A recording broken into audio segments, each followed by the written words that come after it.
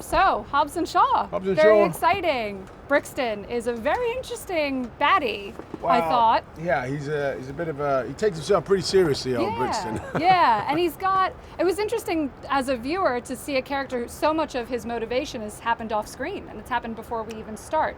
Did you kind of work through any of those motivations and think about building that character before you got on, or did you kind of pick up with the script and...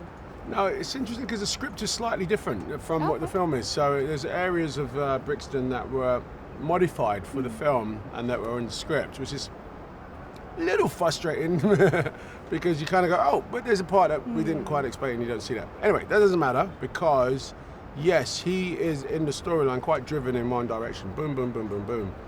And, David and I really sort of, our director, really talked about how we want to take this complex human being who has been killed before and been brought back to life and made into this robot and make him a believable bad guy. So there was these really interesting sort of developments within that process to try and keep him. What you do understand from this film and the character is that he works for Etheon, he works for this company, and their ideologies are, let's just wipe out half the planet and save ourselves. And that's kind of a complicated thing to get your mind around, but there is a sort of undertone of a theme there that was quite, like I said, in the script, it's more amplified in a different way.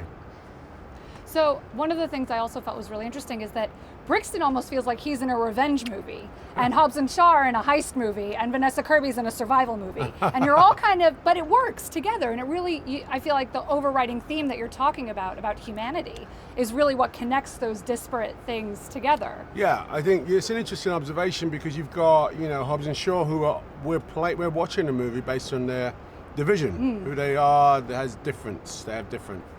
And then you get Brixton, who has a very different ideology to what the two lads are about. And then you've got MI6, who have got this virus for a reason. We don't understand what it is yet, but we know that they have a reason. And like I say, it's all this sort of brilliant sort of cacophony of stuff together, which is good. And then the film doesn't take itself overly seriously. My character takes it all very seriously, but the film takes a slightly meandering sort of fun look at that. I feel like, you've got the straight man character to the humor of Hobbs and Shaw. Absolutely, yeah. As a car enthusiast yourself, was it quite exciting to be part of something that's like a Fast and Furious spin-off? Yeah, I mean, I didn't get to ride any cars. I ride bikes. The bicycle, bicycle, motorcycle. Bicycle. Whoa. You just called my no, it's very not a bicycle. high-tech bicycle. Yes. It's an electric bike. Single speed. It is definitely one of the highlights of making a film in this family, is that if you like cars, you like automobiles, you like speed, this is the one to do. So with that bike, how much of it was really you on an actual bike and how much of it was incorporated with CGI? Because that bike does so many interesting things where it kind of follows you and comes apart and comes back together. Absolutely. A lot of the bike stuff was real, and the CGI stuff, was definitely an enhancement on what we shot. So obviously for reasons, I did all my stunt work, crashed through buses and all of that. But the bike, it was actually, it kept evolving. The script had one version of the bike, and then by the end of the film we had another different version of the bike, which is great. And I love David Leitch for being adaptive. He takes an idea and moves, let's grow that. And he's got such an interesting history in terms of directing very different types of action movies as well. He's got Deadpool and John Wick, so he's got these very different, and now Hobbs and Shaw has got this complete other like mechanical element to those action, because it's not just fist to fist, but you get that in the end when you kind of go up against Hobbs and Shaw.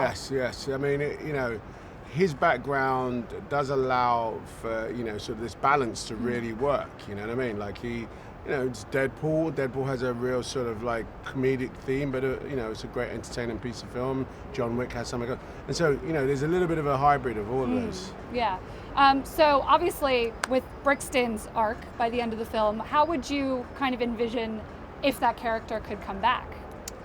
Well, it would be maybe an origin story, so we can understand, what happened to him prior to this, because he's very much a human being, but he has a robotic mind, but he has a heart. Yeah. And he also has an ego that is out of control, and I would like to, it'd be nice maybe to figure out where that came from.